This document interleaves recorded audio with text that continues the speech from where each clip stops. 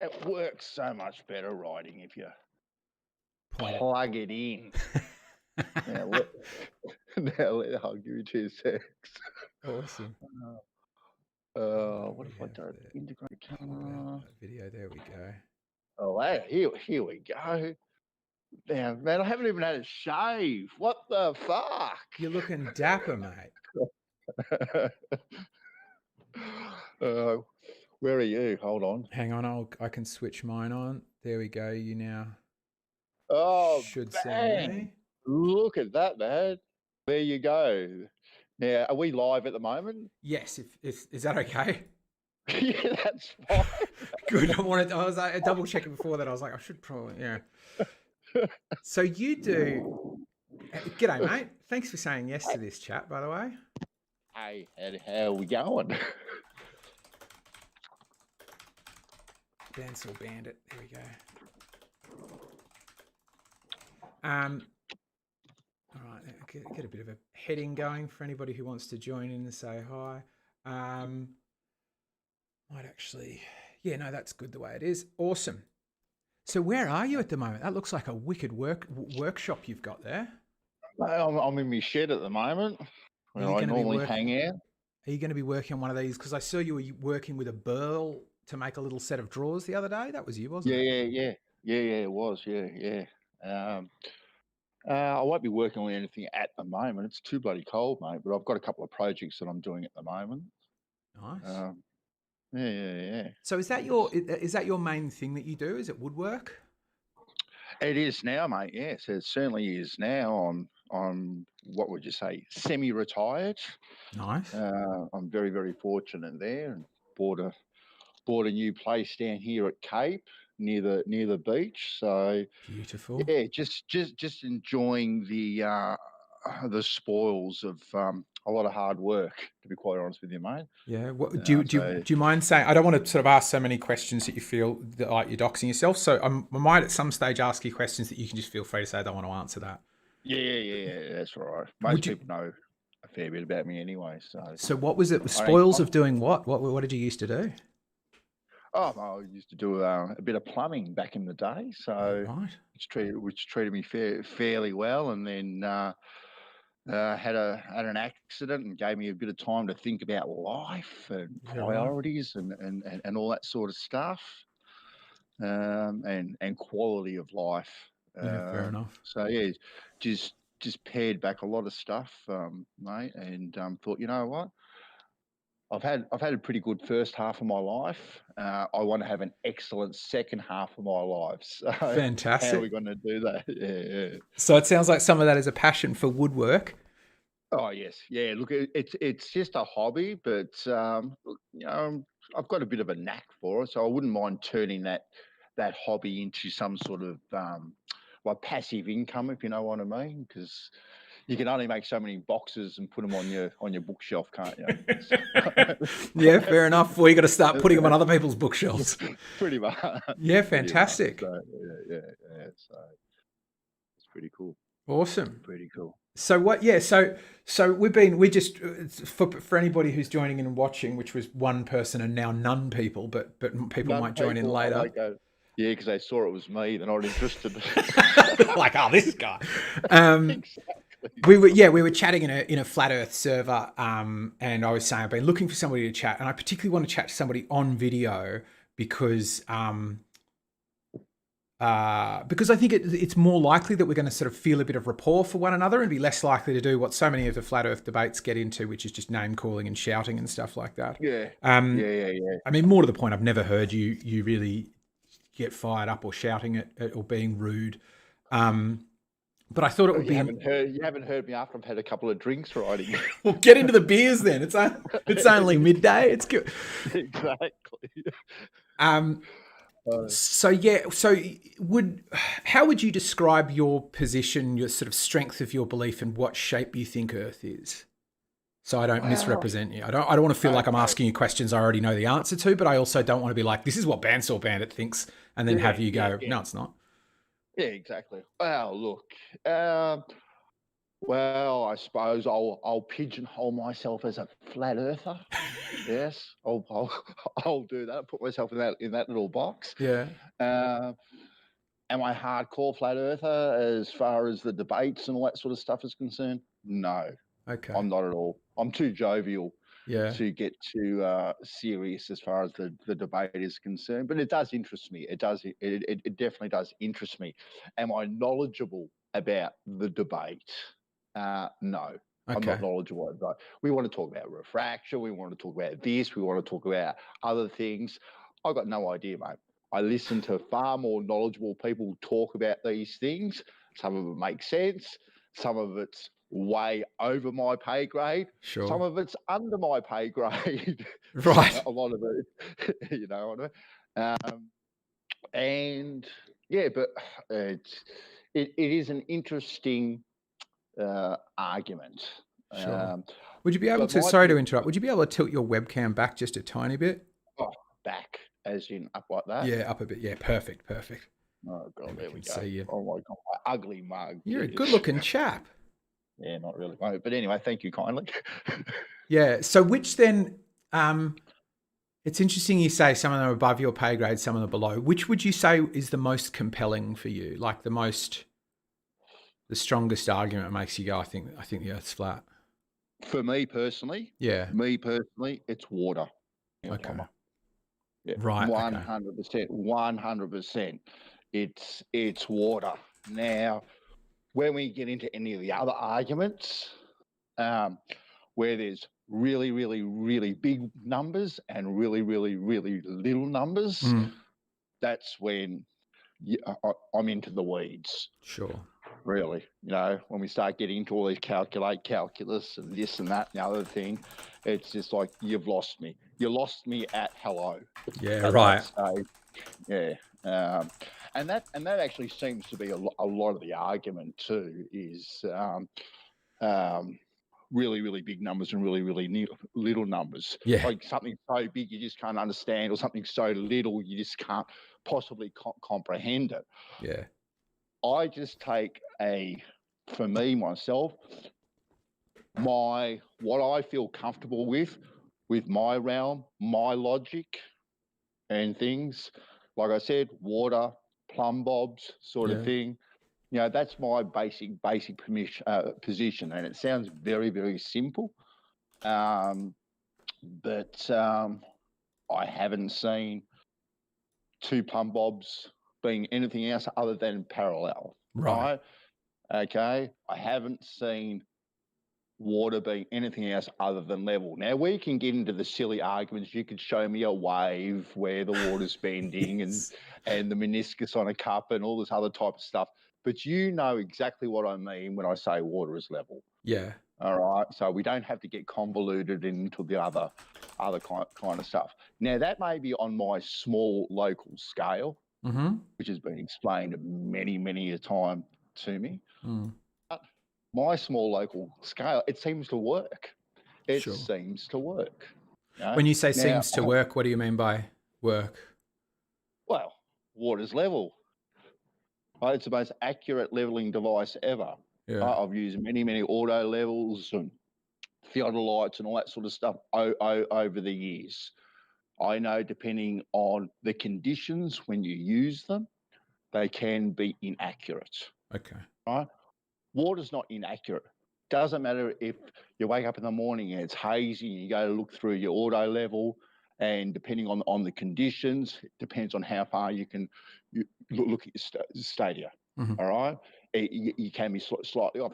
Water levels aren't like that.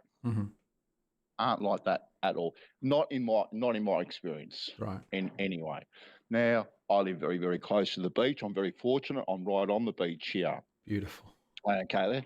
Now, okay, to me, the water looks flat and level. Yes, there's waves, there's tides, there's currents, then there's this and that. But it appears basically to be fairly sort of flat and consistent over a vast expanse. Sure. Now, when I'm down standing at the beach, all right, and I'm looking out over the water. To me, it doesn't make logical sense if I'm standing on a ball Mm-hmm. that the water would appear in the distance to raise up. Sure. Okay. When you say raise up, tell me a bit about what you Well, mean there. well, kind of like raise up to eye level, the Right. whole, you know what I'm talking about there. All right. Now, if I was standing on a ball, it would never, to me, my horizon, I'd be looking down. I see. Right. So The you'd water feel would from that perfect horizontal, you'd be expecting it to sort of drop away from you, is what you're getting at. pretty much. Yeah.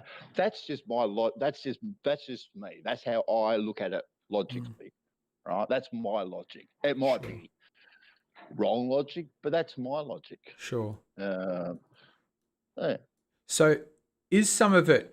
It sounds like some of it where you're saying it's water is level and that's worked for me. But you said, yeah, some people say, well, that's just the scale. You're not thinking about a big enough scale. Mm-hmm. And it's interesting because I imagine that somewhat gets close to these like really big numbers or really small numbers, where it's like some of my question is, what would it look like if I said the Earth was unimaginably huge? What would I expect to see? And I imagine what I would expect to see is something that would look quite flat. Or if I was sufficiently small, was the other way I'd imagined it. Like, it's a beach ball, but I'm the size of an ant or smaller. Yeah. Look, I get that argument too, that scale argument. But to me, if I was still an ant, the water level or horizon wouldn't tend to rise up to my eye level. Okay. Now, whether it raises exactly up to my eye level, a little bit above it, a little bit below it, I don't want to get into those semantic games because it just tends to rise up. Yeah. Okay. Exactly. Now, if I was a little ant on a big beach ball, it'd be exactly the same. Sure. The water still wouldn't be would be falling away from me. From my feet, the water would always be falling away from me. It would never appear to come up, regardless of the scale. To me, if I was on a ball, my horizon would be more at my feet. Sure. With the scale thing we're talking about, rather than raising up to my eye level. Right. Yeah. Okay. If that makes Interesting. sense. Yeah.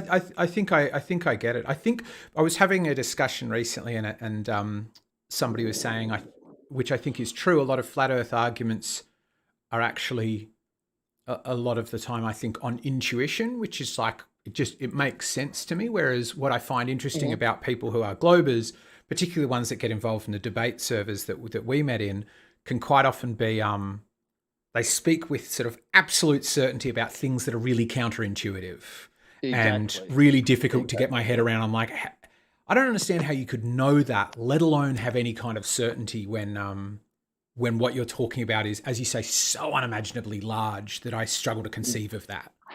Do you think that in some way alienates flat earthers? I think it alienates both flat earthers and globe earthers. Yeah, right. I do. I do. The whole debate seems to be, I've got to be right. Yes. I'm right, and you're a moron. Yeah. Right? That seems to be on both sides a lot of the times. There seems to be very little common ground that is that. Just a second, we've just lost your mic. Is it back? Yeah, there we go. Yeah, back. Perfect. Yeah. It seems to be more of a point scoring exercise to me, eggshells. It really does, rather than honest conversations. It seems to be a fairly vile place at times. Yes. You have to agree with that. Yeah. Right? And which is a shame, because there's some really interesting characters in this forum. Yeah. There are some really and very knowledgeable characters in this forum too. Um, but that seems to get lost. Like, we wouldn't talk the way we talk when we're off camera, right? In these rooms, right? We wouldn't talk like this if we were down the pub. Yeah. You wouldn't act that way, right? Because no one would walk out of the pub, really, if we talk like that to each other. And that's why I find disappointing that the anonymity of these rooms brings out the worst in people. Yeah. It really brings out the worst, and it encourages the worst too. It really does, and it seems to be little self-control. I've fallen into that trap, myself, and probably you have too. Oh yeah. Where you're in the heat of it, and it's just it's coming from all sides. Now, whether or not, I'm not a huge debater in the rooms, Yeah. as you know. Yeah, I throw in a few comments here and there, pretty jovial most of the times, just to get a bit of a laugh, trying to break it up, a little bit, whatever. But if you're in a flat earther room as a glober, you'll get gangbanged. If you're a flat earther in a globe earther room, you'll get gangbanged, right? It's the same. Yeah. On both sides, and the behaviour is just as vile on both sides. Really, which to me is it's not productive. It is not productive to make any progress. You can't make any progress because you're getting stuck in the weeds all the time. Sure. You really are, and you come back to the same, to that same first step. Okay, who can I insult the most? Who can I make feel the worst? Who can I make feel the most stupidest? Yeah. Absolutely. Can we make this person say something stupid? Okay, and we got him to say something stupid. Now we can make a video about it. Yeah. Sort of thing, and that's kind of seems. This gets into the next thing I was going to ask, which is, what's it like being a flat earther? For me, fantastic. Yeah. Okay, fantastic in what way? Well, it hasn't changed my life at all, really. It's fantastic in proportion to how little it's changed your life. It hasn't really changed my life. Okay. The way I think about where I am. Sure. Right, it has changed that. Has it changed the way I go about my day-to-day life? No, it hasn't. Sure. It gives me a different perspective on things. Okay. What kind of a different perspective? I suppose with the fact of, and this is, I kind of probably sound a little bit airy-fairy, but probably more in a creator kind of viewpoint. Right. It probably cements that a little bit more for me. Sure. That there is a creator. Now, I'm not saying that there can't be a creator and a globe Earth. I'm not saying that whatsoever. Right? Sure. Because that is quite possible. If the creator can create a flat Earth, he can create a globe Earth. Yeah.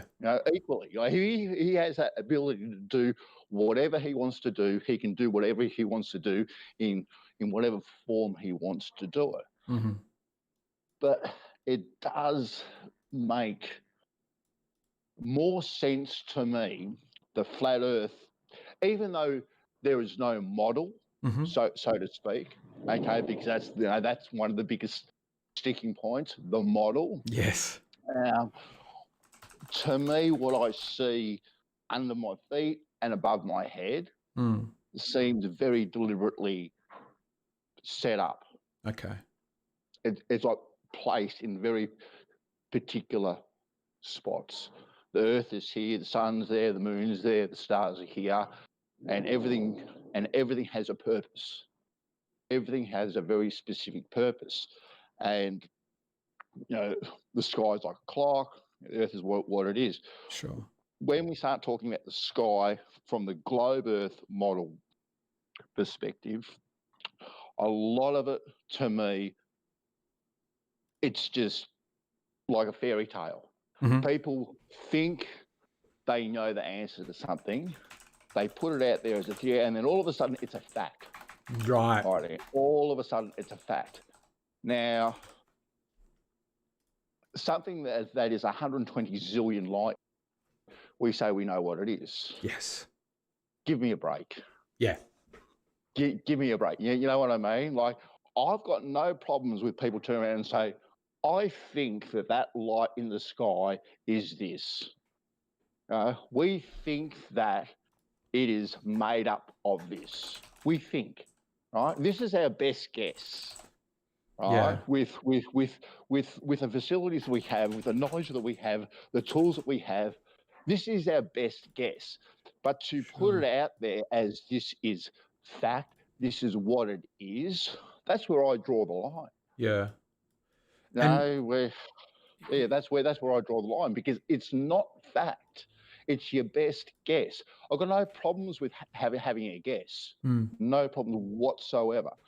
But at least be honest and say, it's a guess. Yeah. It's a guess. Someone laying down under an apple tree looking up at the sky thought, oh, yeah, this is it. And now the rest of the scientific community is now running with it.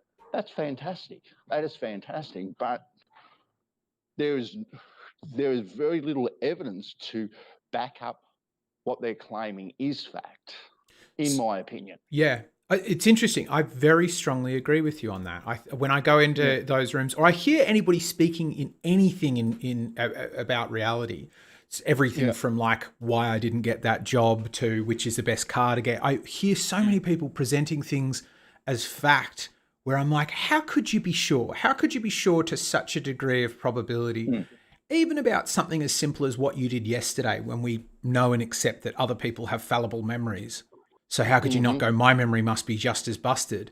But yeah, it's something like we like being certain. And I wonder if some of that leads back into what you were talking about before with the name calling. Like once we get angry and want to reject what somebody else is saying, it's like we become more certain of our position without getting any more data or any more reason to be sure about it. Because we're in a fight, we go from, oh, maybe it's a giant ball of burning gas, but it could be a whole chunk of things too. No, we know it's this thing. And does that affect, do you feel, the sort of the weight you would put on globe earth arguments, or sort of how much you listen to those globe earth arguments, that style of speaking that we're talking about?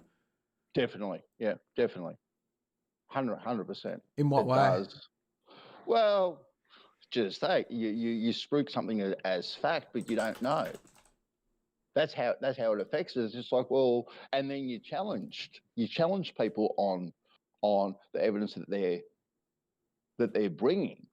It's because NASA told me, okay, didn't really, or okay, because a professor told me, or this person told me, and now it's fact, right? And I'm not going to deviate from this because some authority told me. Well, I've been told plenty of things in my life by authority that have turned out to be total bullshit. Yeah. Really. And you would have to agree too, Oh, absolutely. Plenty of authority figures spruik stuff, and then it's found out later that it's just total bullshit. It's total bullshit. And that seems to be, again, a common thread amongst other people who are flat earthers, is that it's a sort of, it's a rejection of that mainstream authority, and also linked somewhat to what you were saying before about the creator, in that if the authority is telling us we evolved, that's somewhat arguing with the possibility of there being a creator. And it's like you're forcing us to believe that. Would that come close to something you might say? Because I'm not using your words there, so I don't want to misrepresent your views. Yeah, I'll agree with that. Yeah. So, and that was interesting. You said if you felt that people more spoke in that way, where it's like, I think rather than I know, you feel that would change how you listened to the globe earth people when they were presenting their ideas, and they said, look, I just think it's a ball of gas. You said that would affect how you listen to it. For sure. for sure, for sure. Because then I can run with it. Okay. Well, this is your this. Okay. Well, now let's explore this idea. Why do you now think this? All right. Yeah. And let's see if we can nut it out a little bit more.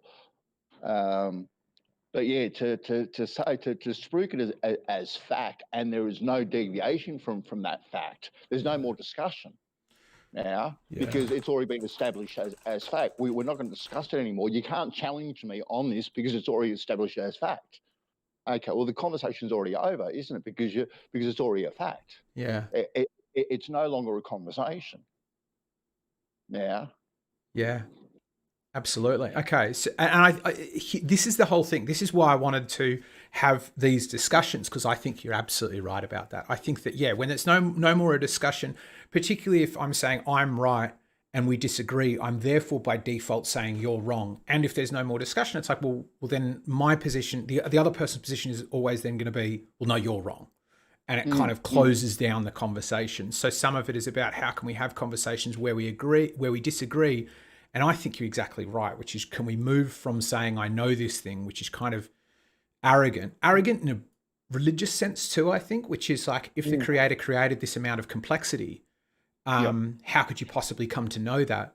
And then for me, because I'm not religious, it's more a sense of there is an extraordinary amount of complexity in the world around us, so much that we're not able to explain really simple things like the origin of life. So how could you claim to know what's happening on a sun billions of miles away? Exactly. So that's some of that as an interesting point, I think, as a takeaway for people, which is like, what if we moved back from saying this is absolutely right to I think it is, or like you were saying, I look at it and for me it looks like water is always level. So are there any arguments within flat Earth or you hear being presented by? Actually, let me ask a different question, then I'll come to that one. What do you feel is the best evidence for the globe, or the one where? Because I remember I was a truther for a while, as in a 9/11 truther, and for a long time I was like, there's this one point that really I'm like, this is the bit that I struggle to explain, and this is the bit that's a bit of a thorn in my side because I struggle to go, how can this fit with the rest of it? But it has to. Is there anything like that in flat Earth where you're like, this bit seems a bit fishy? It's like fishy. I'll probably say the Southern Star rotation. Sure. That's probably the biggest thing. Now, having said that, I've done very little research into it either. I don't research things, Roddy.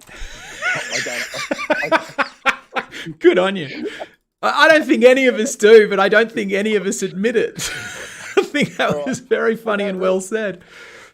Yeah, I don't research it. Like, I hear these things, right? I hear lots of good arguments, but right, I've got a life, Roddy. I've got a life. I'm not going to spend, even though I'm in these channels a fair bit. Yeah. Right. I am generally doing something. You see me here in the garage at the moment. Sanding or sawing or exactly. I'm generally getting told off for making noise or whatever. So to me, it's like listening to the radio. These debates. Yeah. Okay. It's just it's in my ears. I'm listening to the chatter. I was before the YouTubes and the Discords and whatnot. I was an avid talkback radio. Of course. Yep. Listener, right. And I'd always be ringing up. Yep. The radio station, the ABC. They'd be talking about, I don't know, something with politics. I'd be ropeable. I'd want to make this point, and ring up. Fantastic. And because I was so. What kind of topics would get you sort of amped up enough to call? Generally politics. Politics. Yeah, generally politics. Right, and I get amped up, and I'm already at 100. Well, by the time they've got to me, so I'm just going for it. And I'd be lucky to get like 3 words into it, and they're either muting me or fading me down, and then switching me off. Now you've had your 5 seconds say for the 12 hours that you listen to the radio, and the rest of the time you're just listening to it.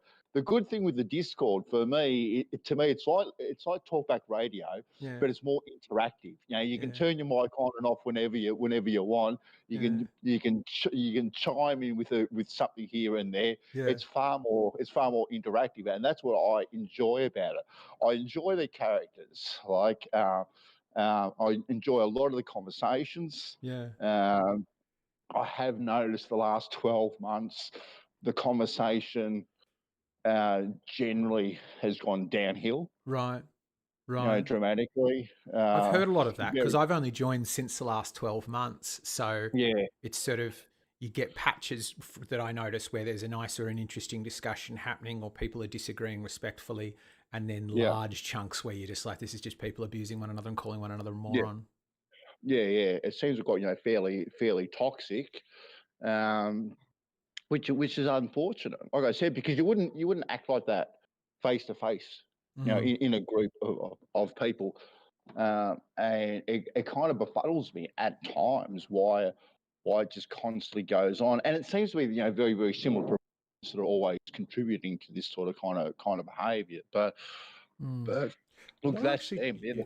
yeah, I'm going to actually put that as a thing, because then the thing I want to get onto is talking about that Southern Star rotation. But I think the sort of summary of where I want to end the chat in a little while is I want to talk about exactly that, like what, because you're right, you're quite jovial and you're quite easy to talk to. So I think an interesting place to end is like, how can we think about what might be tools or rules to live by to make those conversations better? But we'll get to that in just a moment. Right. Let's because I think we both get the idea of the Southern Star rotation, but for anybody else watching this who hasn't been doing, you know, the years in Discords, we probably need to give a bit more explanation to that. Yeah. So do you want to give your? You can see I'm drawing these things here. I'm going to make a new slide for Southern Star rotations, and what. So you could explain to me the problem with them, if you will. A problem might be a strong word, but yeah, what you feel is, because as feedback to myself, I used a really bad word. I said, "Is there anything a bit fishy?" And as a sort of talking tool, you could immediately tell that was the wrong word to use, because Bandsawbandit immediately said, "Well, it's not fishy." And this is a really interesting point just on communication. Use their words as they use them. Don't just put your own word like fishy in the conversation, because they go a little bit like, nah, don't want that. So how would you describe the Southern Star rotation? Fishy. This is also why I shouldn't use it. All right. Look, like I said, well, it seems to rotate the opposite way, doesn't it? Yeah, right. Okay. It's as simple as that. It's as simple as that. Now, I've heard the flat Earth explanation. Which is it? Because I've been hunting for that explanation for ages, Well, and I just feel like I get different ones.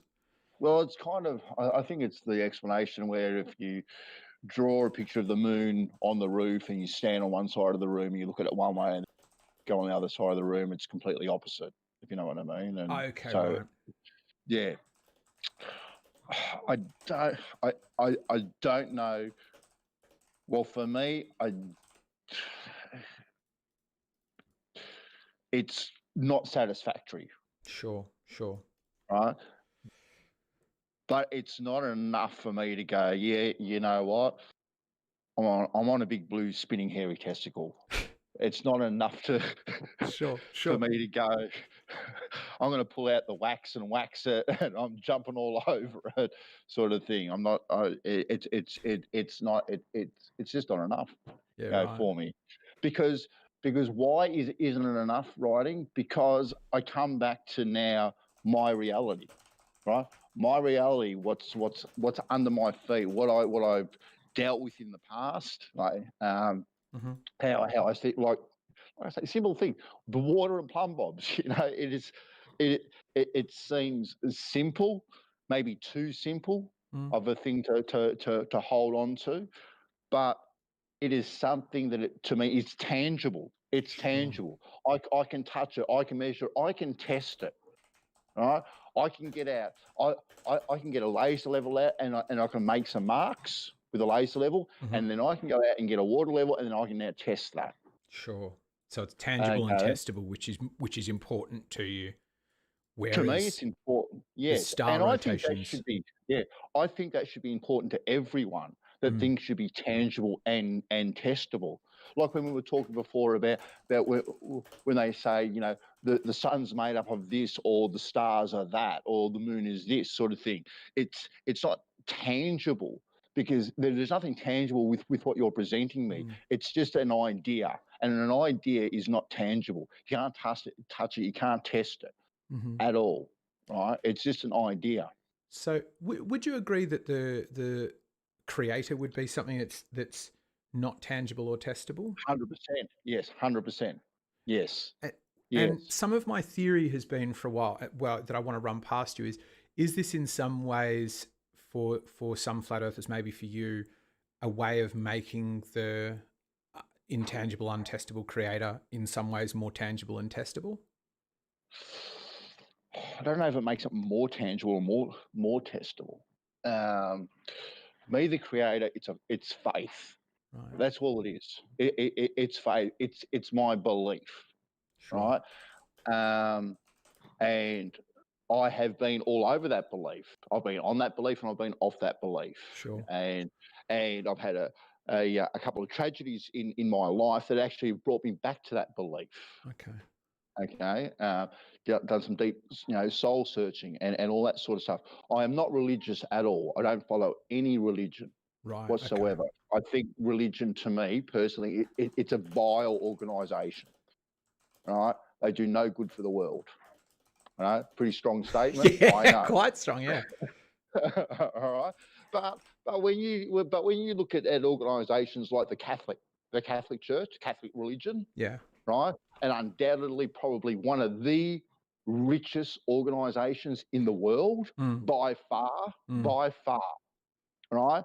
The fact that little old ladies have to donate their time, have to run fates to get their soup stalls, to go feed the homeless and all that sort of stuff, that makes me so mad, because the Catholic Church, all they have to do is stick their hand in their pocket and say to the little old ladies, here's enough money for a brand spanking new van. Here's the money for all the ingredients that you need. Here's the mm, money for a new kitchen so you can make good soups to go out and feed the homeless. You don't have to worry about donating your own money, your own food, your own resources to go help mm. people, because we are the organisation that is going to do it, because people have donated money to help people in need. But no, no, no, we don't want to use that money to help people. We want to hold on to it like little grabblers and invest it in whatever we wanted to do, and not do anything with it, and not do any good for the world. Yeah. That's why I think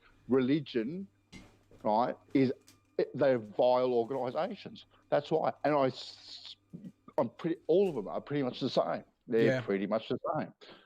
Yeah, I'm And I've got, getting a and I've done, strong. I agree with you on so much of that. All yeah, of that, I would say, and I getting this yeah, strong sense of what you were talking about. You don't like authority with, and I can see that sort of sense of they're organised, but there is a sense of, if I were to use my words, hypocrisy to that. oh, definitely, Greed and yeah, hypocrisy.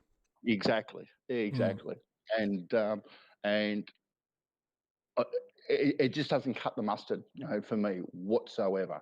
And me, religion, it's just a tool where they use fear to control people's emotions, mm, the fear of the unknown. Right? sure. When you die, you don't know where you're going to go, but we know, we have the answer. So you follow our way, and we'll guarantee you that we'll give you the golden ticket so you'll get to where we say you're going to go to. Yeah. So it's that people saying we know again about something that is Exactly. untestable and Pretty much, unknowable. pretty much, yeah, exactly right, yeah, yeah, yeah. So if what would it take then, do you think, um, to sort of to bring you back to a globe? Were you a glober originally? Do you want to talk a bit about your journey into being flat Earth? Sure, sure. Look, my first introduction to flat Earth wasn't through YouTube. It was actually going to the doctor, right? Okay. And and this would have been about 5 or 6 years ago, maybe a little bit longer now. And I've got a doctor's appointment, and I'm sitting in the waiting room, Right.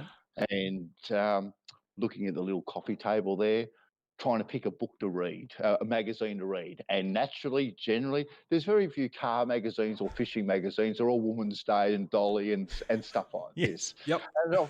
And I've flicked through a couple of them, and I've seen Brad Pitt and Angelina Jolie and this and that. And there was something on one of the front covers that was talking about flat Earth, and it kind of caught my eye.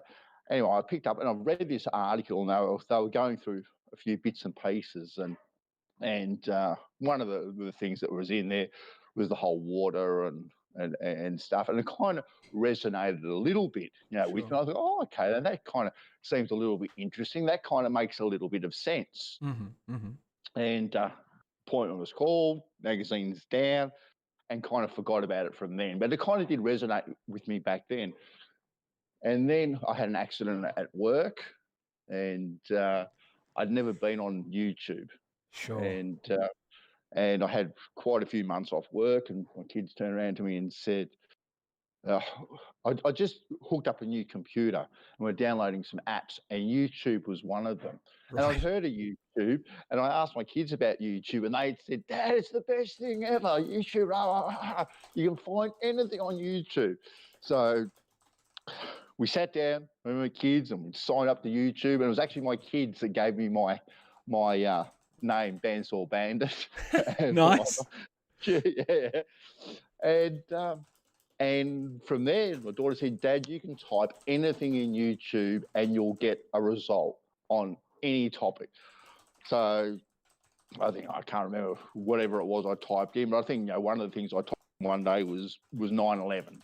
Who hasn't typed in 9/11 on YouTube, sort of thing, which is a rabbit hole I've never really gone down. Sure. The official narrative has never made sense. A few of the if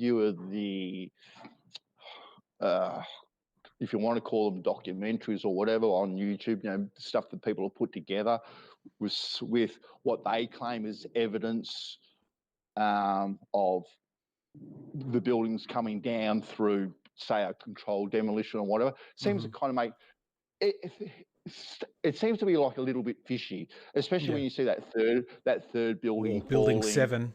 You're talking my language now. I was a 9/11 truther for a while. I was like, how can you explain Building 7? A plane didn't even hit it. Exactly. Oh yeah, some reams of reflex and chairs burning brought the building down. Yes. It's like you got to be joking me. Yeah. And as you can see at the moment, I'm in my garage at the moment.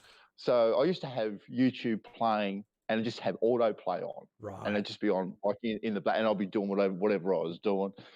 And because I was on the 9/11 thing or whatever, I think a few flat Earth videos kind of came up. Sure. As for whatever reason, and that pricked my ears again. Sure.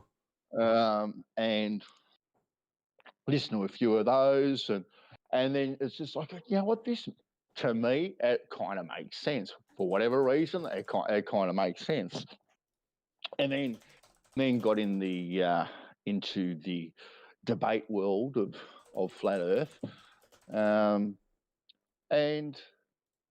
was there for a while, and then I had another accident at work. Oh goodness! You sound like quite accident prone. I'm sorry to hear this. I guess plumbing is pretty dangerous, though, isn't it? Yes, yeah. And what kind of accidents do you want to say? Well, I fell into a trench. The last one I fell into a trench and broke both my legs. Oof, that's a deep trench or a bad fall. So I was off work again, and that's when I got into the Discord. Right. And then got into some of the flat Earth channels and globe channels and whatnot, and I was fairly kind of active in those, and being active in those, and at the time trying to actively debate. Sure. In these channels, which I don't know why I did, because I'm not knowledgeable on anything. But anyway, I gave it a crack. Good on you. I gave it a crack. And one of the things I love doing with my kids and my grandkids and whatnot, is at night just being in the backyard, laying on your back in the grass, Yeah. just looking up at the sky I with your feel you. kids, Yeah. right? And it is such an amazing thing to do that and see the sky through kids' eyes and how they view things, Yeah. because they just kids are all the same and they just say it how it is. Yeah. And things just blurt out of their mouth. And anyway, one day I was out in the backyard again, and it was a gorgeous full moon, and the thing was absolutely huge, Yeah. absolutely huge. And I'm just looking at the moon, right? And no one can deny when they look at the moon, right, just with your eyes, it seems to have a shape. There seems to be texture to it. Yeah. Right? Now, I'm not going to say it's a sphere, because at best I can say it looks like a hemisphere. It looks like half a sphere. Yeah. All That was a right? theory for a while too, that the moon was a hemisphere.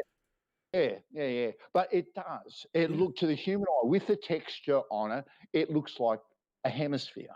Sure. Or but I'm going to say a sphere, right? It looks like a sphere, right? It looks like a ball in the sky. Now the sun doesn't. The sun looks completely different to the moon. But the moon, because of the way it's illuminated, you can see the texture on it. Mm. And I'm looking at that texture, and it looks like a sphere, right? And I just thought to myself, you know what?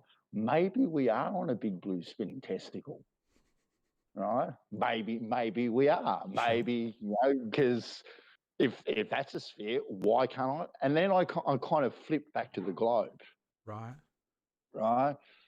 And I was on the globe for a little bit more, and then I got well again, went back to work for a little bit, and I'm working with water again. I'm working with plumb bobs. I'm going, I'm a moron. Water's flat. Plumb bobs are parallel. Right. It ain't a sphere, sort of thing. So, I was on the globe again for a little bit, but I was very quickly back to the flat Earth, and also too, I got lost in, excuse me, in the debate with the really, really big numbers and the really, really little, like I said at the very start. Yeah. A lot of the explanations for things around us seem that convoluted and that complicated that us mere mortals just can't understand it. Mm. Right? You need to have 17, different master's degrees, plus, 3 PhDs, before you can even talk about this subject. And so you think to yourself, okay, maybe I'm undereducated, sort of thing. Well, education doesn't mean that you know something, right? Education means that you have learnt something, you can write it, you can get the right answer in the right box, and they give you a bit of paper at the end of the day. That's, to me, what an education kind of is a little bit. Yeah. Right? Because you're not encouraged to think for yourself in education, really.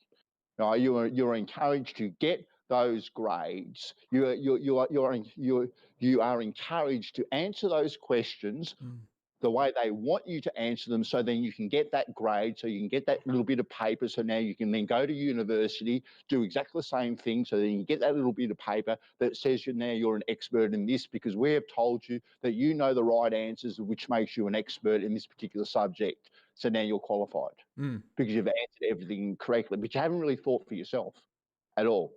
You've just regurgitated what other people have told you is true. You haven't challenged what is true whatsoever. And I can't see how we can challenge a lot of the things that we are told, because they're intangible. You can't touch them, you can't test them. A lot of things. And that's what I find disappointing. That we're told we can test them. They are tangible, but they're not tangible. Yeah. Because you can't touch them, you can't test them whatsoever. You can't go there. Yeah. Right now, to say that the sun is made up of this and that and the other thing, that's fine. You want to look through a spectrometer and say that, here on Earth, when I point the spectrometer at a fire, it says that there's these elements in it. That's fantastic. That is fantastic, because you know what? I can now go up to that fire, right, and I can test that fire. I can test the properties of that fire. It's tangible, right? Yeah. But now to say that now that I can point something up in the sky, none of us have ever going to have a chance to get to, and that is exactly the same as what's here on Earth. Well, to me, it doesn't make logical sense Sure. to say that. Sure. So if it was posed as like with that kind of I think language, if we said, look, I can make a fire and put the ingredients in it that I want to test, and then fire a spectrometer at it and get these readings. So then when I point that spectrometer at the sun, I get similar readings with this and this. So that makes me think that probably, possibly, the sun is of this composition. Do you feel that would be more compelling to you rather than going, well, we know what it's made of because we shot a spectrometer at it? Yeah, if words like I think were used, most definitely, it would be. I think it would be a better argument, a far better argument. So what would be better about that argument? I think it's more honest. Sure. Straight off the bat, it's more honest. I think, we think, is far more honest than saying I know, we know. Yeah. Yeah. Very much agree with you. So yeah. And that seems to be a key thing, because I think that goes then the same for almost any conversation we might have. You know, talking to your partner about something, you know, like, most definitely. you know, I think that you were being a bit dismissive yesterday, or I felt like this, rather than like, I know you don't respect me. So I'm really on board with this as an idea. So I don't know how you change it though, Righty, to be quite honest with you, because I think people are so entrenched in a character. I'm going to say a character that they play. Yeah. Right? Because very few people very few people are willing to put themselves out there. Very few people are willing to put their face on camera. Yes. Very few people. Now, what's that tell you about the person themselves? What are they hiding? Don't dox me. Yeah. I don't want to be doxed. Well, what are you hiding from? Yeah. What are you hiding from? What are you scared of? What are they going to do to you? Like, you know, I think it's something we really, like certainty. I think we go, if I say I know, and it becomes this inflexible thing, even if it alienates other people, which I don't think many people recognize, I think it makes us feel like, yeah, I'm right. Because I think that, which is why I asked that question about what seems fishy to you in terms of what might still cause us to question. Because I sometimes ask that question of flat earthers or globers or anybody. And I feel the zealots, the people who cannot handle any room for uncertainty, are like nothing. They present nothing. They've never presented any kind of comprehensive argument. There is nothing about their observations or measurements or ideas that are in any way valid. And it's like, well, that's just A, inaccurate, but B, alienating. But I think the main reason we do it is because then we're like, yes, me smart, you dumb. I feel like I've lost you. Do we still have you here, Bandsaw? I go on a monologue and then suddenly Bandsaw goes missing. So this is a very interesting discussion, because this is a journey that is talked about quite often, which is some of the criticism that YouTube got, which was people start with one idea, and then because of the way the algorithm used to be, it would feed them down a rabbit hole of more and more extreme, like not extreme, because I don't think flat earth is in any way extremist, but increasing. So it starts with a small, perhaps I would say more probable conspiracies, and then lead up to bigger and bigger ones until you sort of, the way I describe flat earth is like, it's like swallowing the final pill. And so there's, because my interest here is how could you get somebody who believes anything to doubt that position? And I think that one thing that keeps coming up, I think, is really important, the Bandsaw is saying, which is, oh, there you go. G'day, Bandsaw. Are we live? Are you there, buddy? Yeah, I'm here. Can you hear me? Oh, he's popped out. He's going to come back in. There we go. Got you again. Sorry, You there? We yeah, back? yep, we lost you for a second, Oh, but then I got you back sorry, again. man. I You're don't all know right. what happened there, but I lost the last couple of minutes of what you were saying there. Yeah, I But realized I lost you, so I was just sort of talking about I think this and I don't mean disrespect when I say this, but this YouTube rabbit hole is quite often a way that people get to it, where they might ask an initial question and then the algorithm feeds more and more stuff in. And then I was also talking about if we want to be successful as an individual to convince anyone of anything, flat Earth is almost a sort of secondary subject, is a bit about how do we change these conversations, which I think would be a good yeah, thing to talk about now and then. Because I think one of them we keep agreeing on is to move from I know to I think. yeah, and YouTube is put out there as the the tool that gets dumb people to believe in the flat Earth. All right. Yeah. That's an argument that the Globe side uses. Oh, you heard it on YouTube. Well, you're nothing but a dopey flat earther because it's on YouTube. I have heard people say sort it. of Yeah. thing. Yeah. Right.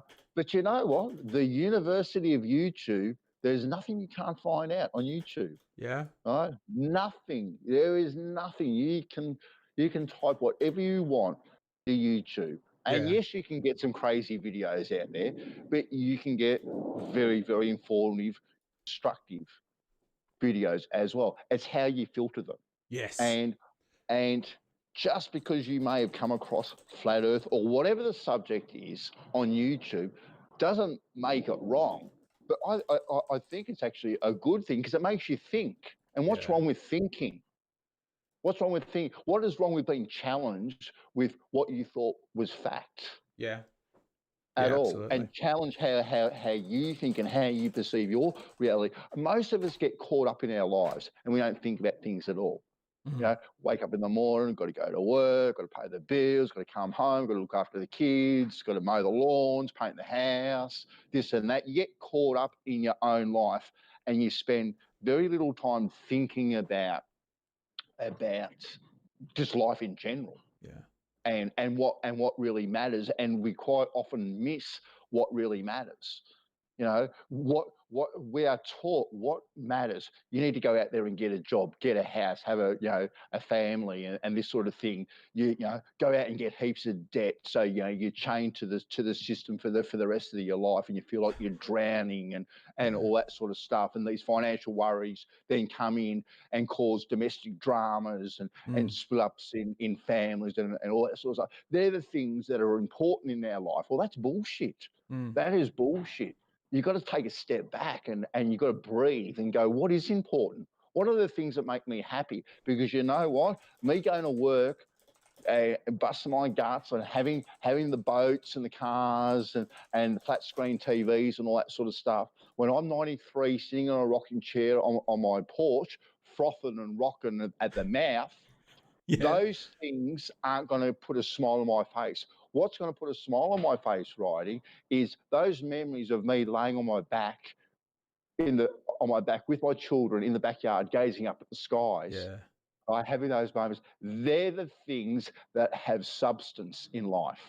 They're the things that put a smile on your face. They're the things that have real meaning. Because when I'm 93, I'm not going to be looking back going, oh my God, that Ferrari, oh my God, I was so happy. Because it means nothing at that stage. Yeah. It means absolutely nothing. But your relationships with both yourself, your family, and your friends, they're the things that matter to you.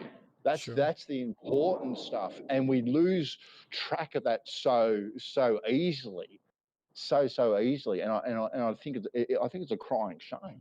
Yeah. I really do think it's a crying shame. But the whole sense of community. When I grew up as a kid, the sense of community in your neighbourhood with was huge.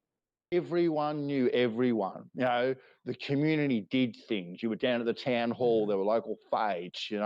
Um, your neighbourhood was very community conscious. Mm. Now, all the kids were in the streets playing footy and cricket, riding bikes, and this sort of stuff. Now, when you drive past ovals, how many kids do you see playing footy in the ovals? Very, very few. Mm. You know what I mean? Like, because everyone's sitting inside on the couch playing PlayStation, watching the Kardashians, whatever they're doing. That's what we're told now is reality, right? And that's Yeah. what's important, not interacting with our fellow human beings. So, Right? and That's not important anymore. so there's something interesting in a few things here, because if I'm going to pull Hmm. out bits that are sort of relevant to this, what makes conversations better? We've talked about the moving from a way of saying I know to I think. I Mm-hmm. think there's also that true of what you're saying. We need to develop a filter. It's not about blocking information that's wrong or something, but developing each for ourselves a better way of questioning, or indeed what you said about challenging. Yeah. Which is sort of, rather than know the answer, that rote learned answer we might have learned at school, develop a system for Mm-hmm. ourselves for deciding what might be more or less likely to be true. Mm. And then I also like this focus on what's important or what makes me happy, because I think there's a sense of that too, which is like, if we could share a goal, we would probably agree more, and we could create a kind of community that even if we disagree, we could almost organize behind that, wherever it is, goal Yep. of let's figure this out, or Mm. whatever it might be.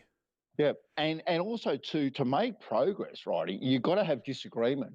You've got to have people have the opposite opinion to you to make any sort of progress. How would we progress at all as a society if we didn't have people thinking the craziest things Yes. and going after those things? How would science be if all of a sudden now we don't have to do any more science because we know it all? Yeah.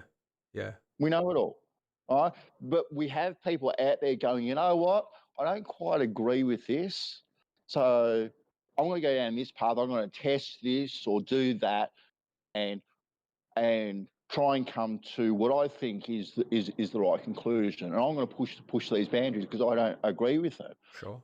And unless you have people like that, you're just going to say remain stagnant Yep. as a society and as a person too. If Yeah. you're not willing to be challenged with your own thoughts, you'll stay stagnant as a person. We're going to start talking about SJWs and cancel culture Oh next. my God, bloody cancer! Don't get us going We there. won't. We won't go there. We won't touch it. But I think there's something really true about that, which is like, I thought, and this is this thing, this, like, I've heard this, I was reading a book by Peter Boghossian called How to Have Impossible Conversations and How to Have Them. And he was saying the unread library effect, where you think, oh, I know the X because you've never really been tested on it. And then I've noticed I would turn up to flat earth rooms and hear almost as much from flat earthers as I did from globers. Well, no, definitely about the same on either side, but I would hear the occasional glober who's like a physicist or something, who would go, well, what do you know about the conservation of momentum? And I'd be like, oh yeah, I chuck a ball out the window of a car and it's my speed of chucking plus the car's thing. Yeah, I kind of get it. And then they'd be like, well, how does it work here? And I'd be like, that challenge that I was hearing from flat earthers, how can you prove that? Have you tested that? Have you tested it under different conditions? Where I'd suddenly be like, yeah, I don't know a lot about physics. Like, I know more now in the last few months of hanging around flat earth discords than I knew before. So I absolutely agree that there is, even if I disagree and I don't think that earth is flat, I can appreciate that by asking the questions and by me engaging with the conversation, I at least get to learn more about that. Exactly. And that's an honest position to take. You don't have to agree with that person, but that person will then now challenge your way of thinking. And you go, okay, then, well, let me look a little bit more into this. So you look a little bit more into it. Now, your research, you still may have the same conclusion, but at least you're pushing the way you think about it, or how you've come to your original conclusion. You go, okay, I've got to push this a little bit more. Yeah. And open this door and open that door. Yeah. You can still come to the same conclusion, and there's nothing wrong with that. But unless you do it, really, well, you're not really being honest with yourself. I don't think. Yeah, I very much agree with that. So then let me try then to challenge your view in this way. Go. And the first thing I would do is try to start with where we agree. And I would say, this is the same place. Actually, let me walk you through it instead for 9/11, because I think there is one thing that I noticed that somebody pointed out to me that I suddenly went, I am doing that. And that is mistaking questions for answers, where I would go, what the hell happened to Building 7? And then go, because they don't have an answer that is sensible to me, which I still think they don't have, therefore controlled demolition. Without really answering the question, without sort of finding the thermite or whatever that did it, I can go, because your answer is invalid or improbable to me, I will take that as an answer. And what somebody had said to me then is like, but what happens if it is really complex and there isn't an answer to it? Your lack of answers aren't an answer. So what about if there are things that are just an assault to our reasoning? Intuitively, we look at them, like the thing you're saying about plumb bobs is like, we intuitively look at them and go, yeah, they're always pointing down. I don't see them sort of leaning inwards, and go, yeah, there probably is going to be stuff that doesn't make sense. 100%.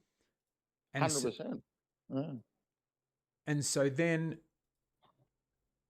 because it's so interesting, you said the Southern Star rotation, because that to me was the first one I asked when I went into the one of those Discord servers. I was like, can you explain the Southern Cross to me? Because or even if space is fake, they're doing a thing in the sky.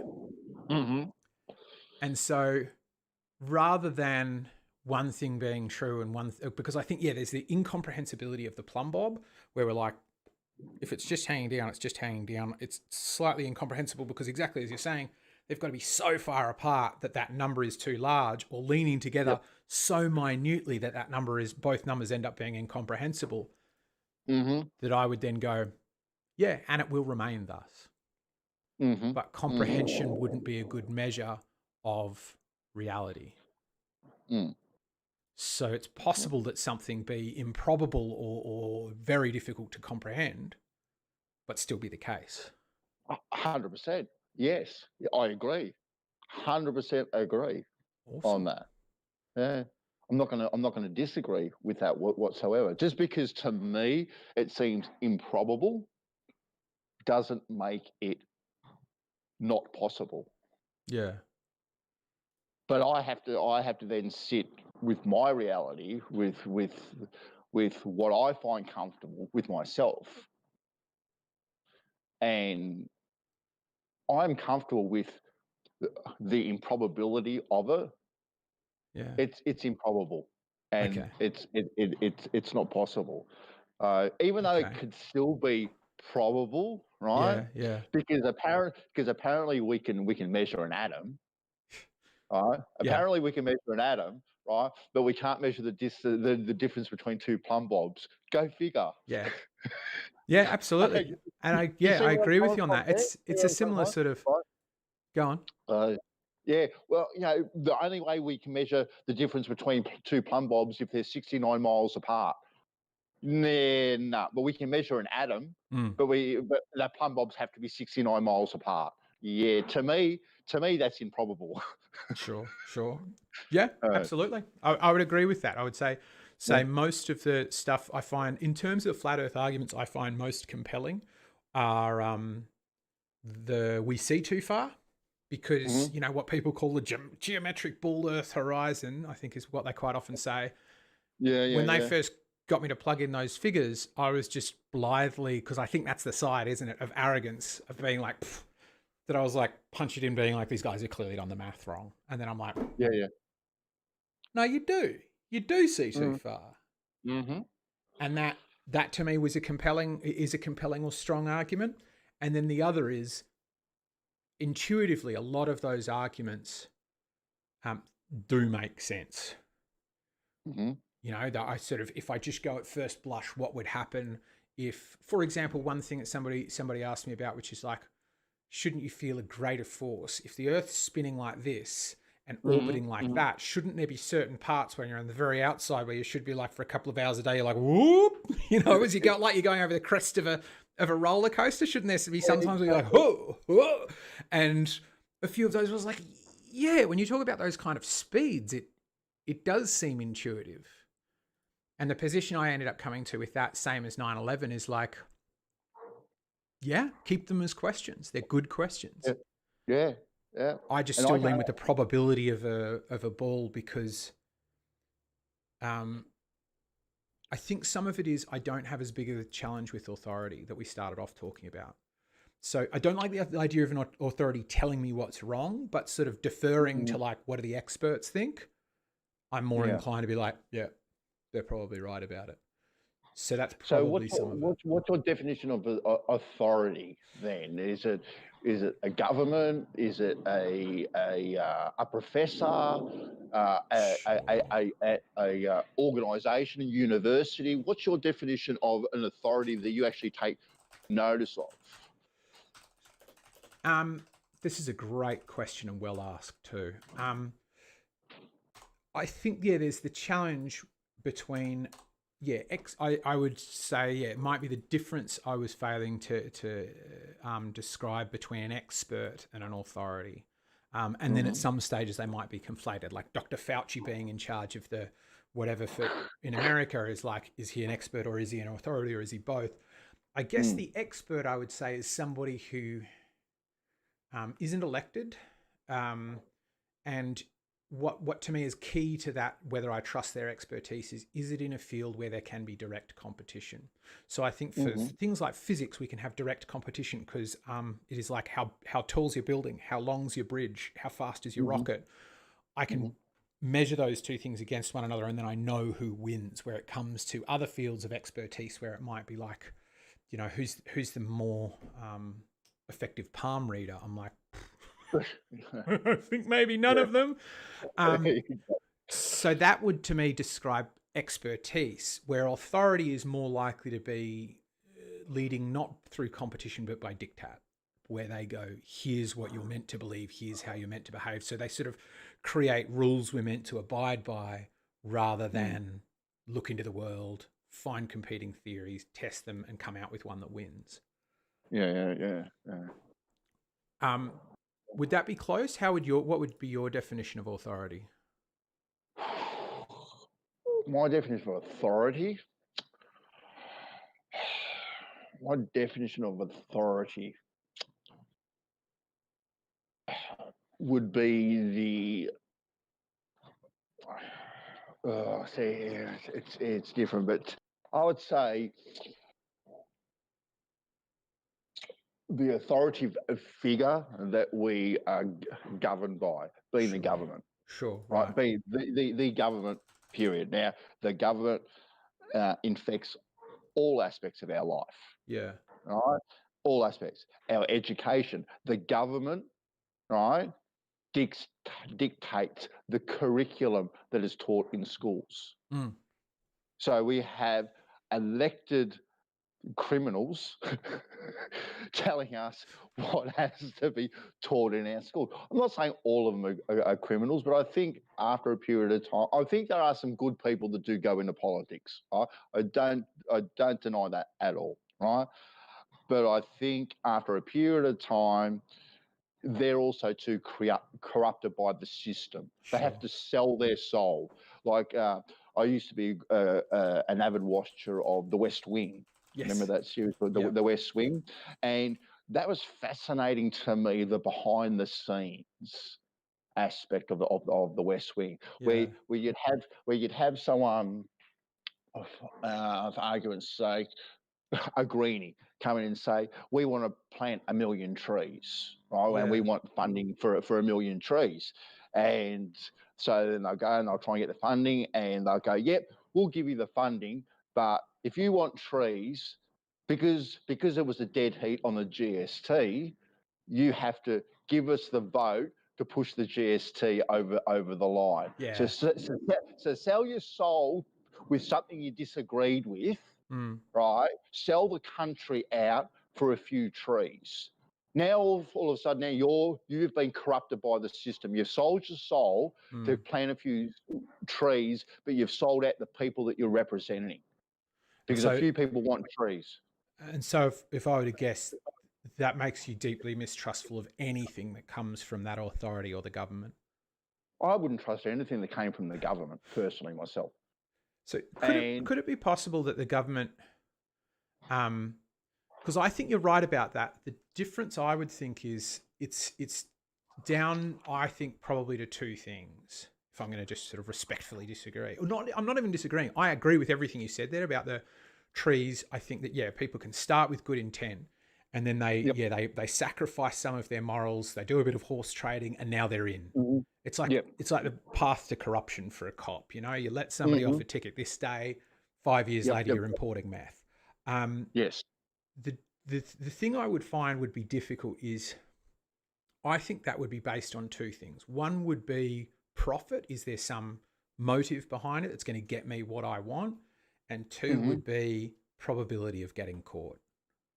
And so if the profit is really high, like I get this kickback from this and I've probably also invested in stocks and shares or something. So once the GST goes off, you know, I've shorted a bunch of companies, they crash, I make billions. So there's a lot of profit. And then if I go, it's only a backroom conversation between me and the Minister for, you know, the environment or something, then I go, probability of getting caught's really low because he would have to admit to being corrupt himself and the profit's quite high. So I could believe in any circumstance where those two variables are in that way, we could expect there to be dishonesty. I wouldn't expect, though, dishonesty for the sake of dishonesty. So just tell them X when it's actually Y, where there's no profit. And I wouldn't expect dishonesty when it was easy for somebody to check for themselves. Yeah, I think they're very shifty though, right? I think they're very shifty because well, they are. Absolutely. And slimy and shifty and slimy, right? Because they may not benefit from it today, right? Their decisions may not benefit them directly today, but they set themselves up for tomorrow. Okay. Right? Set themselves up for tomorrow in what way?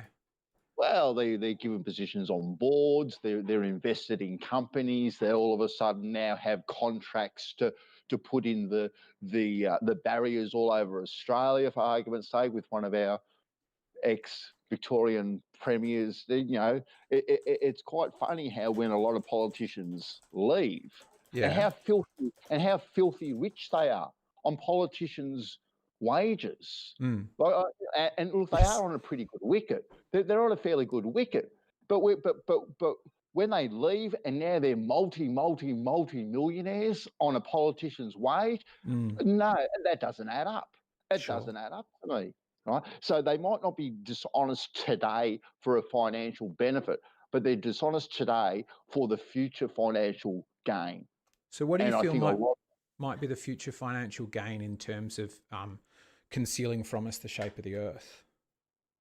Look, to me, I've got no idea. I've got no idea why they've done it. To me, the globe is like a big jail. Right.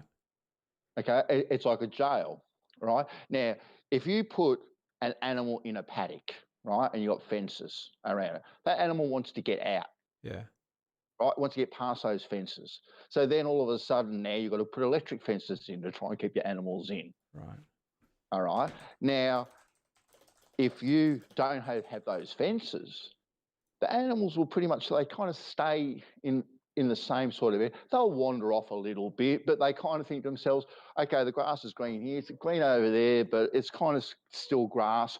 I'm not really like too interested, type of thing. But when you try and box people in, they want to know what's on the other side. Yeah. They want to get over that fence. Now, as far as where our boundaries are, right? I don't know if there's a permanent or ice wall or whatever you want to call it. But if we knew as a human race that there was a definite edge, right, we'd want to go there. We'd want to explore it. We'd want to try and get beyond that. It's natural human curiosity to do it. But if we're told, there is no fence, because now we're on a sphere. There's no border whatsoever. You can go wherever you unrestricted. Well, it's like, well, where's the curiosity? There's nowhere to go. There's nothing to see here, folks, because you're told there's nothing to see here. Okay, so now that curiosity is gone completely. So that's how I kind of view that. Sure. A little bit. All right, excellent. This has been, let me just sort of go back to sort of summarize, because I think this has been a really good chat. And I think it'd be good to wrap up soon. So it's Yeah. I've got my neighbour come over, so I have to wrap up soon too. all mate, right, so. sure. Well then, Yeah. then a question I like to ask at the end of these is a sort of a so what question without it sounding aggressive, which is if you could call for anybody who watches this to do something, even be sort of see the world differently or to behave in a different way, what would you like to be people's takeaway from listening to you? From listening to me. Or sort of, even without listening to you, what would you like people's takeaway to be? What would you like from people?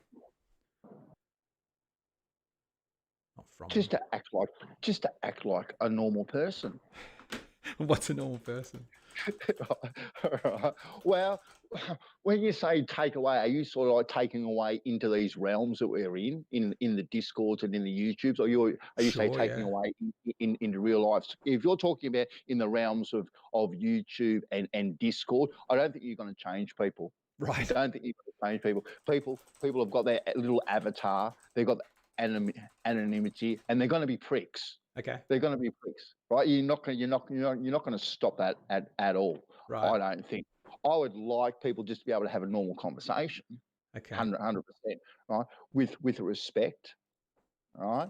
And respectfully be able to disagree, but still, at the end of the day, go have a beer. Excellent. Too. Yeah. Because there's nothing wrong. There's nothing wrong with you being on a big blue spinning testicle and me being on. Nothing wrong with that at all. But we can still get on. Yeah, absolutely. We can still have a conversation. We can still challenge each other. We don't have to agree with other. We can challenge each other's thoughts and go, okay then, and get something out of that. Excellent. That actually benefits you, right? And makes you grow as a person yourself. Trying to help you, but help your family, your friends, and society in general. But I think this combativeness, it's tiring at times too. Eggshells, as you know, like sometimes you get in some of these channels and you hear some of the just way people act, and you got to switch off. Yeah, I switch off. I'll turn on the radio. Yeah. Get back to shouting at the AVC. Yeah, pretty much, mate. Yeah. Fantastic. Well, thank you so much for your time and being willing to have a chat with me about this band. So I really appreciate it. I think you've said a lot of things, because some of my goal with this is to understand other people's mindset, understand their journey a bit, and then take from it a bit of what next, sort of what to do. That, like we were saying, talk about what we think more than know, have that respectful disagreement and grow from it. But also to recognize, I think, a lot of the points you've made, and I was one of them at first blush, go, flat earthers are just nuts. To go, actually, there's a lot of really valid points you're making in here. While we disagree on the end result, I think that things being testable and tangible is a acceptable and reasonable, and it should be encouraged as a way of doing things, rather than just my teacher told it to me, so therefore that's fact. So yeah. And it's not a bad thing at the end of the day for you and I to sit down and still disagree. Yeah. That's not a bad thing at all. Excellent. Well, thank you so much for your time. I can see your neighbours arrived, so say good day to him for me and enjoy a beer. Too easy, mate. All right. Thank you so much, mate. Have a good one. All right, righty. Catch you later, buddy. Catch you later. Bye. So that was a really interesting chat. So always start sentences with that. That's what I recommend. This series is a bit of a journey on how can we do exactly what Bandsaw is talking about, and that how can we disagree respectfully in a way that you're still going to want to have a beer with somebody. You're still going to you're able to deliberately try to understand what somebody else's point of view is, not straw man it or unconsciously straw man their argument. Find those bits where you can disagree and still be mates, still get on. I think if I were to give myself feedback, having not yet watched this back, I would say in parts I could have challenged more, could have questioned or asked sort of street epistemology style questions of like, do you use that same logic in other places? But I didn't at this stage. This is a journey for me, and I'm already fairly comfortable just flat disagreeing with people, shouting at them, doing all that stuff that that Bandsaw was talking about, which can make places toxic. So start of this journey as I'm going to be uploading these or streaming these conversations with people is actually about starting off in a much gentler way to get into understanding somebody as they are and make them feel heard, make them feel like I am, as I believe I am, making a genuine interest to get to know them. So that then my hope is I develop a way of striking that balance where the conversation might be able to go up a few octaves, might be able to be a bit more tense because we've got that bond and that rapport, and I am better at understanding them the way they are, asking those questions. So this is still an exploration. I think that, yeah, I could have challenged more at some spaces. I think certainly diving into that, I liked that we got into that discussion about the Southern Star rotations because it to me is a really, when it comes to just the sort of, rather than the structure of how do we debate, the content of what we're debating, it is fishy. And I would say that I agree very much with Bandsaw. Among the things that Flat Earth struggles to explain, it really struggles with Southern Star rotation. The fact that our South Pole has a South Celestial Pole and all of these countries have a Southern Cross on their maps, which seems to suggest we all see it from down here such that it works like Polaris. You can navigate by it. I'm comfortable with not pushing too much. I certainly would give myself the feedback that at some stages in my questions, using my own words like fishy can pollute the conversation. It wasn't clean. It wasn't a clean question. And I think when it came time to say, I want to challenge your view, I didn't coherently draw a line from premises to conclusion that was followable. I think if I'd have given myself more time, I would have laid them out a bit better. That the points I think for me were meant to be questions aren't answers. Things are fishy and they won't make sense to us. But we need to get to a point where we can sort of step back and go, of these unanswered questions that both sides will invariably have, which is the best way to sort through those things? And the question I think then at the end, now I'm thinking of it, that I should have pushed onto is intuition a really good method? Because in some places where it's like, what car should I buy? It might be a good method simply because it propels you into making a decision. But is it always a good method? And could we sometimes reach the wrong conclusion through intuition? And sort of let it there in that way. Probably also tying in this thing that, yeah, authorities could be corrupt. They could not have your best interests at heart and them still be telling the truth when it's beneficial to them to do so, and there's no profit in doing otherwise. So that's some of where I might have gone differently. And altogether, I'm really happy with the conversation, though, because it was nice, it was jovial. We seemed like I felt like we were getting on well. Bansaw's a really easy guy to get on with.